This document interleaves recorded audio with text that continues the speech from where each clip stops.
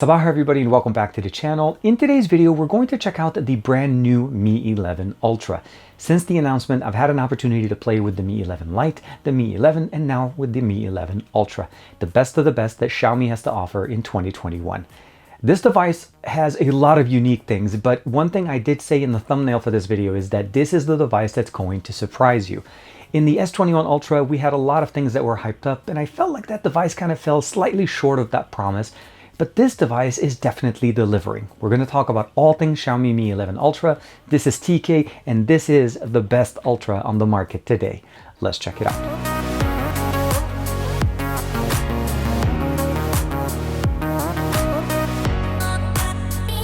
Like and subscribe, and make sure you hit that bell icon so that you're always notified to whenever we have new videos on the channel. Starting off with the unboxing, the package includes the smartphone, of course, the Mi 11 Ultra. There's a 67-watt wire charging as well as a 67-watt wireless charging here. So all around, one of the fastest capable charging devices on the market.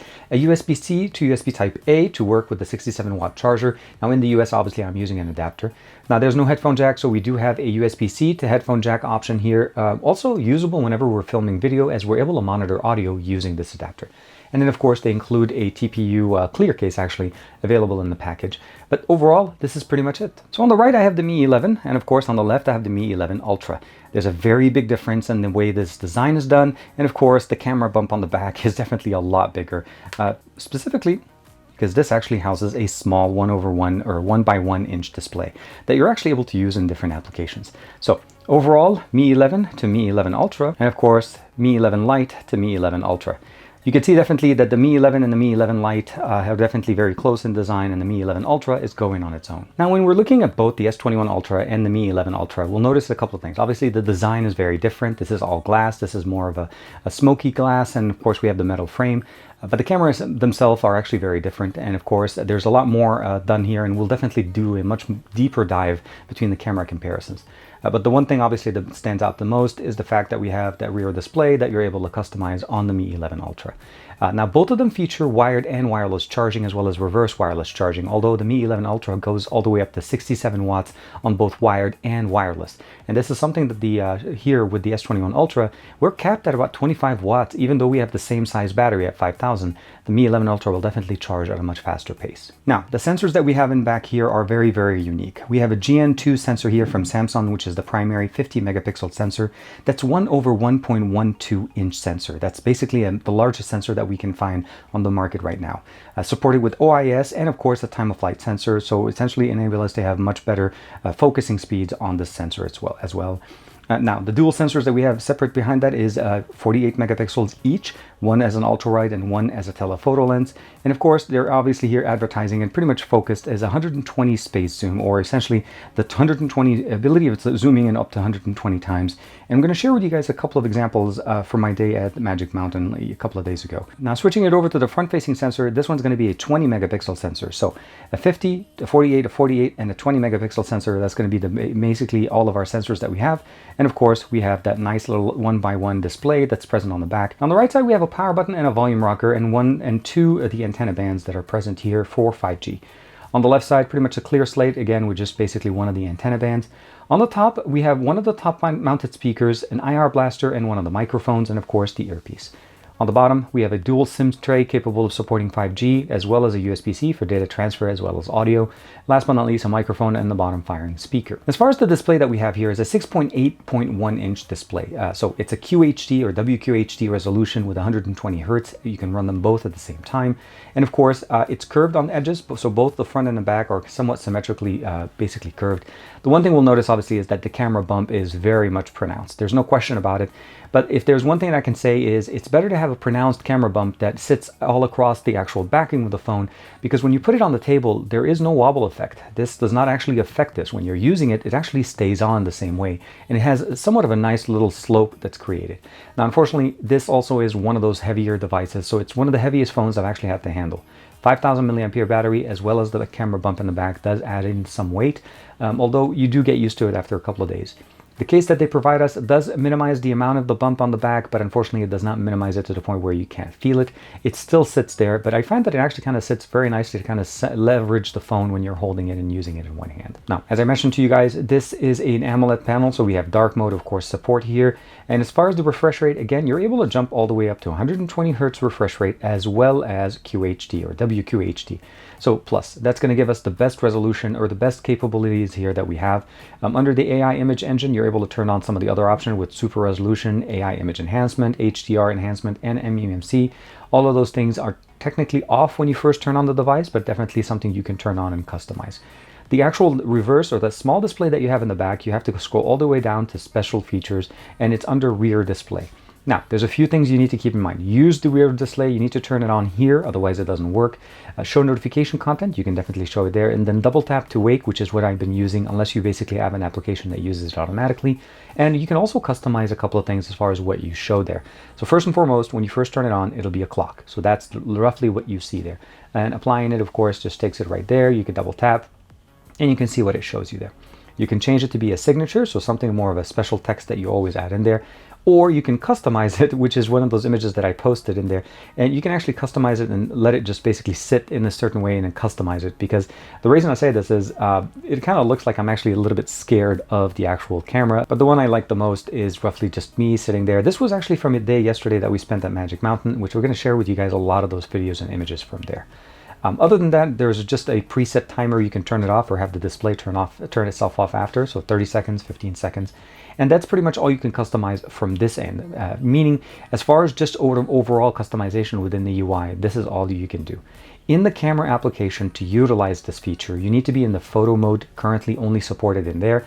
You go into the option and say use rear preview, and that now turns on the real display as a camera viewfinder to what you're seeing here.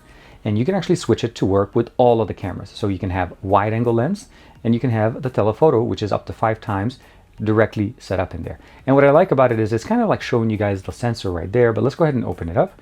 You can definitely see it right there. So if I ever want to basically customize it so I can get the best experience, you can kind of see I'm in the actual frame. I can stay there and I can just give myself a thumbs up.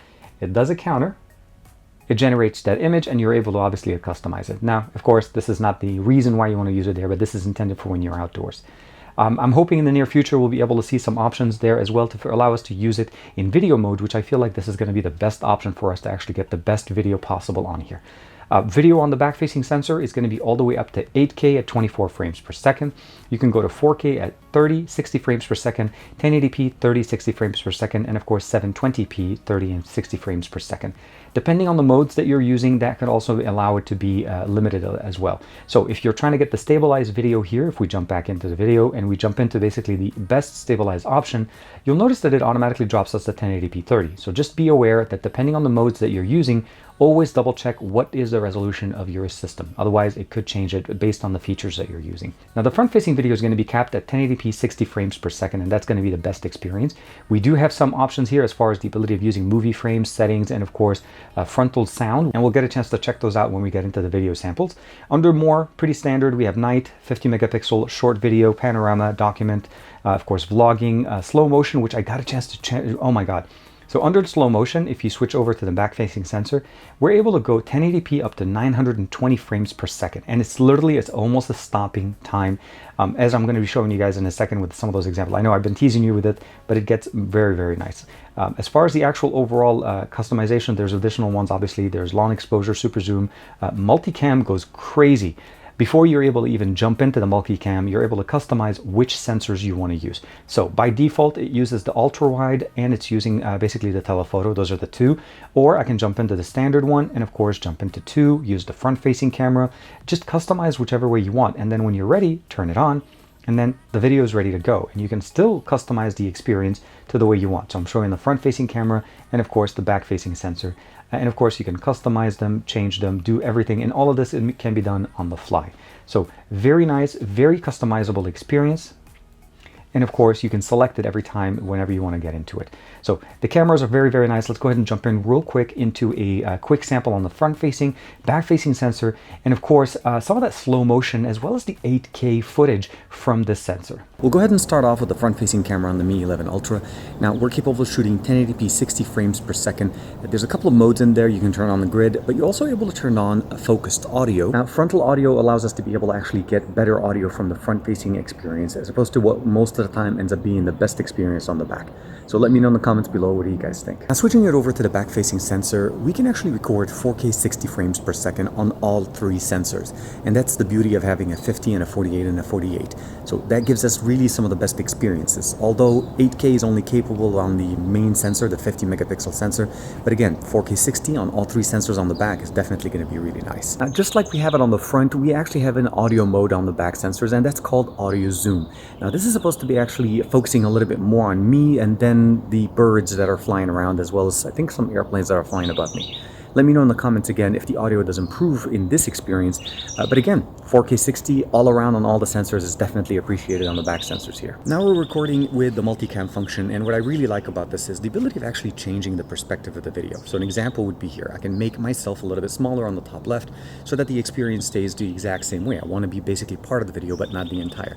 But let's say I want to be able to switch it around. I can actually go ahead and switch and of course make my video be the primary, and of course the main sensor on the back goes as a secondary. Very, very nice. Again, customizable experience on the fly in the middle of the video. Now, yesterday I put out a tweet asking you guys to let me know what did you want to see, at least in the initial video that we put out. And I think one of the comments was asking about showing us how the wide angle lens was working on both the Mi Ultra or the 11 Ultra and the Mi S21 Ultra.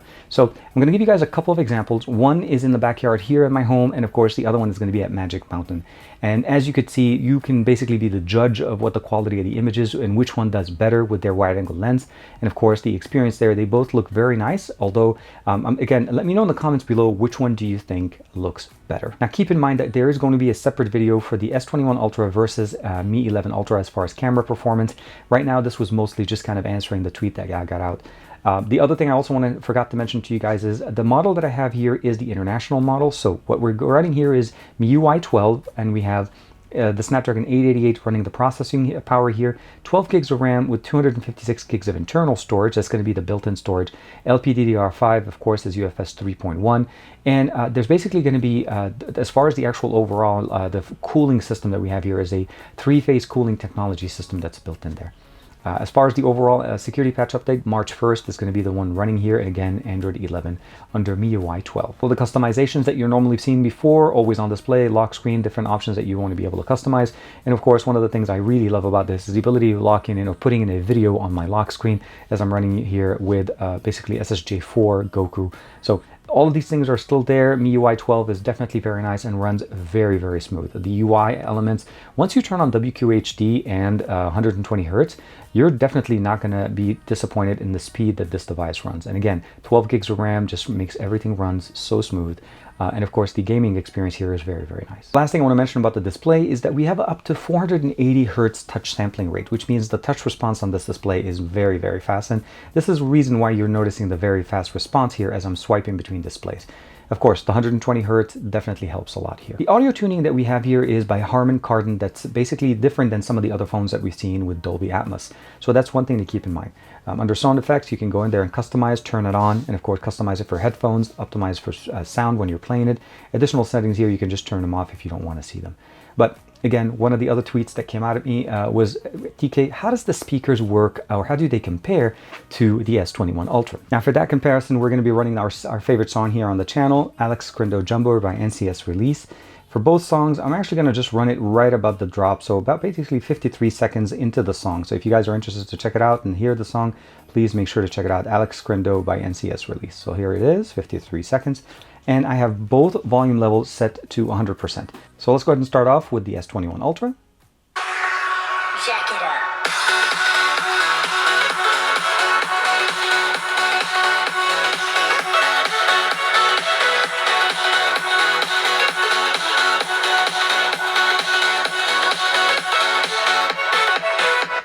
Okay, so that was the S21 Ultra. Let's go ahead and put it back down. Let's go ahead and play the Mi 11 Ultra. Jack it up.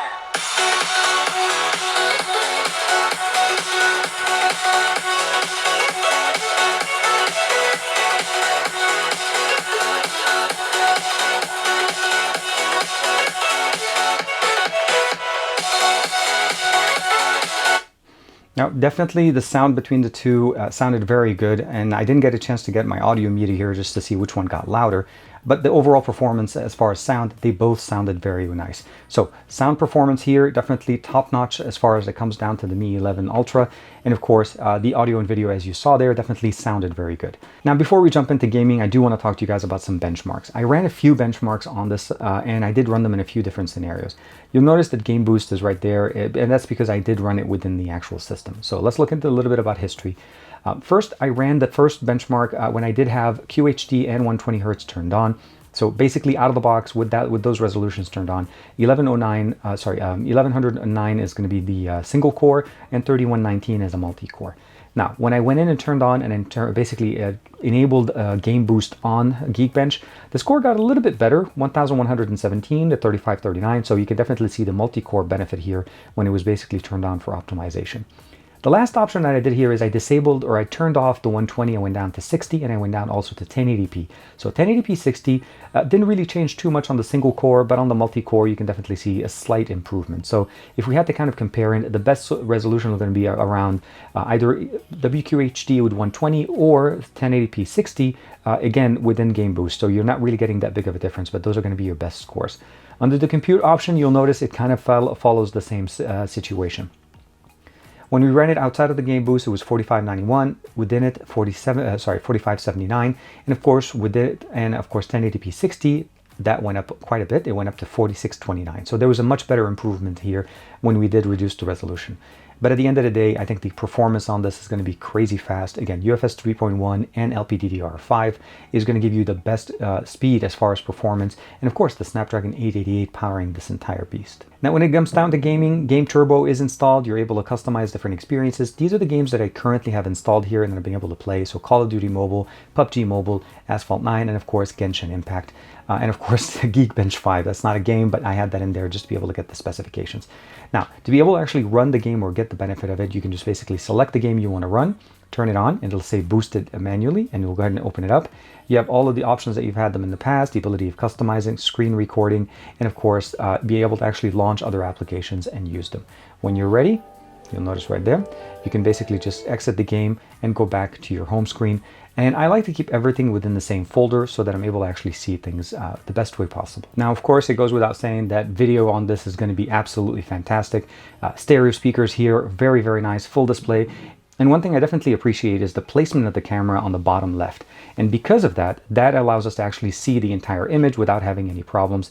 And of course, just enjoying the content that we want and see exactly here, One Punch Man providing us with the most ultimate images. Again, absolutely fantastic when it comes down to media consumption. And of course, as far as gaming, let's go ahead and do a quick sample of both PUBG Mobile, Call of Duty Mobile, and Genshin Impact.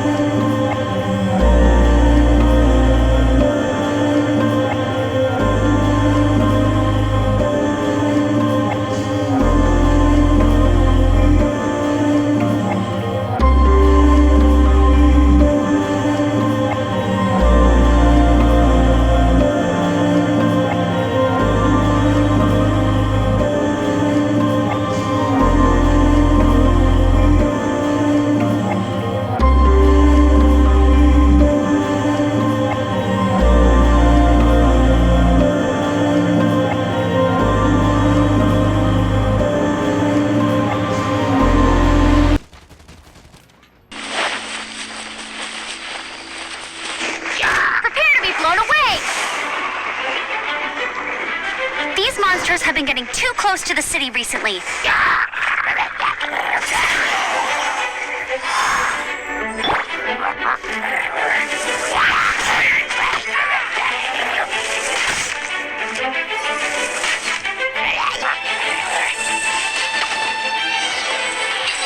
One of the other functions that we're able to see here as far as using the rear display right now is the ability of using it for music, and Spotify is one of the supported apps. So I'll go ahead and start the music right there. I'm going to turn off the audio just because we can't really play it here. And I'll go ahead and give you guys a quick sample. So you'll notice right there the display changes. Now we have the actual controls for the song. So we have the pause and play, skip forward, skip back, and of course it turns on by itself. So there's nothing you need to do directly within Spotify, but it is one of the apps that is currently supported. So definitely looking forward to seeing a lot more optimizations and integration for that second display on the back, specifically for when it comes to video, as I feel like that's going to be the best option for us. Now that I've had the phone for the last 48 hours, I will say this much. I spent the entire day yesterday with the family at Magic Mountain as they were opening up some of the theme parks here in Southern California. And this device did not skip a beat. The 5000 milliampere with 120 and WQHD did not even kill the battery. I still had over 45% at the end of the day. And I was taking pictures, videos, literally all day on the phone, enjoying the phone as much as possible. The 1700 nit brightness that we get here is definitely very nice with Southern California sun, technically even brighter than the S21 Ultra. So again, keep in mind, both are very bright. Now, when it comes down to the actual size, it is definitely a little bit heavier than some of the other options on the market. But what I would say is after using it for about a couple of hours, it actually became very easy for me to handle it. The case that they provided does minimize the, I would say, the thickness of the bump on the back of the smartphone. But again, keep in mind, it actually goes across the phone, making it so that the phone doesn't wobble when it's on the table. So there is actually a better design here, if we think about it, than what we've seen with other devices where they have a bump on one end, creating a wobble on the table. So the initial features that we got with the rear display are very functional. I like the fact that they gave us the ability of using it as a notification option, the time, customizing it as far as putting our own images or even putting a text message. The integration into the apps are basically depending on the app. They're supported there. So Spotify, the camera app right now are running there. And with Spotify, there's not much really to do. All you have to do is basically start the music, turn off the display, and the option turns on whenever you turn it on. And as far as the camera, currently only available in images. So only in images and not in portraits. So standard photography with the wide angle, standard focal length, and the telephoto. So those are definitely very nice. Now, when it came over to that 120 zoom, how functional it is and how far could you have gone? The images I'm sharing with you guys right now, as we were waiting in line to get into Magic Mountain yesterday, I was sitting in the car and I figured, why not try to see how far can I see with the sensor? So you're going all the way from wide, all the way punching in into the actual image. And you can definitely see that it is not going to be the best images at 120, but you can definitely tell what's going on. So I found it to be nice to have, but not necessarily is going to give us the sharpest images. I feel like standard, wide, and telephoto at the 5X are going to be the best. And of course, I feel that the back sensor is always going to be performing much better.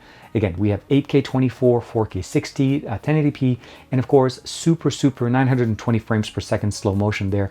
As you saw right there, again with some of those roller coasters, as you know, they're going super fast, and this made them stop. It stopped time, and that's how cool it is. Again, recording at 1080p as well. Keep it here and make sure you like and subscribe. There's going to be a lot more content on the Mi 11 Ultra on the channel. And again, thank you very much to Xiaomi for allowing me to check out the Mi 11 Ultra. I'm still going to be doing a much more deep dive into the gaming experience when it comes to this smartphone, of course, as well as thermal management. As again, one of the things that they covered is the fact that it has much better thermal management, since that was one of their emphasis on this device. Again, massive kudos to Xiaomi for putting all of the best of their tech into the Mi 11 Ultra. I'll see you guys in the next video.